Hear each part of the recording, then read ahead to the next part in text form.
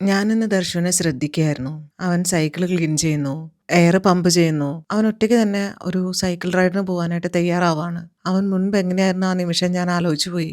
ഞാൻ ഓർക്കുന്നു അവൻ ആദ്യമായിട്ട് ഒരു സൈക്കിൾ വാങ്ങിച്ചത് 3 വീലുള്ള ഒരു സൈക്കിൾ. എത്ര ആഗ്രഹിച്ചിട്ടാണ് അവൻ ആ സൈക്കിൾ ഞാൻ വാങ്ങിച്ചു കൊടുത്തത്.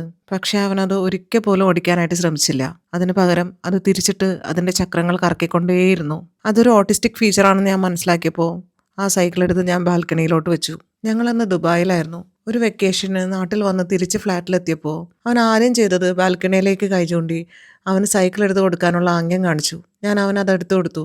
എന്നെ അത്ഭുതപ്പെടുത്തിക്കൊണ്ട് അവൻ അതെടുത്ത് ഓടിക്കാൻ തുടങ്ങി. അതായിരുന്നു എൻ്റെ ആദ്യത്തെ ലെസൺ. എല്ലാത്തിനും അതിൻ്റെതായ സമയമുണ്ട് ദാസ എന്ന് എനിക്കുള്ള ഒരു ഓർമ്മപ്പെടുത്തലായിരുന്നു അത്. ബാലൻസ് വീൽ ഇല്ലാതെ സൈക്കിൾ ഓടിക്കാൻ വലിയ ബുദ്ധിമുട്ടായിരുന്നു ദർശുവിന്. അതവനെ പഠിപ്പിച്ചെടുക്കാൻ എൻ്റെ അച്ഛനും അമ്മയും കുറച്ചധികം ബുദ്ധിമുട്ടി. But finally we reach there. ഇന്ന് അവൻ ആ സൈക്കിൾ തനിയെ ഓടിച്ചു പോകുന്നു. അടുത്തുള്ള കടയിലേക്ക്, അവനിഷ്ടമുള്ള വഴികളിലൂടെ, അവനിഷ്ടമുള്ള ബസ്സുകൾ കാണാനായിട്ട്. അവൻ റോഡിൽ ഇപ്പോഴും പെർഫെക്റ്റ് ഒന്നുമല്ല. ചിലപ്പോൾ വഴിയിൽ അവന് ഇഷ്ടമുള്ള കാര്യങ്ങൾ എന്തെങ്കിലും കണ്ടാൽ സൈക്കിൾ നിർത്തി അത് നോക്കും. അതുകൊണ്ട് തന്നെ ഞാൻ അവനെ ഫോളോ ചെയ്യും. ഇടയ്ക്ക് ഞാനും നിർത്തി റോഡിലെ നിയമങ്ങളെല്ലാം പറഞ്ഞു കൊടുക്കും. സത്യം പറഞ്ഞാൽ അത്ര ധൈര്യമൊന്നും ഉണ്ടായിട്ടല്ല. ഇപ്പോഴും അവൻ ഒറ്റയ്ക്ക് പോകുന്നത് കാണുമ്പോൾ നല്ല ടെൻഷൻ തന്നെയാണ്. പക്ഷേ അവനെ ഓടിക്കാൻ അനുവദിക്കാതിരുന്നാൽ അവനൊരിക്കലും അത് പഠിക്കില്ല. അതുകൊണ്ട് തന്നെ with lots of prayers we let him go.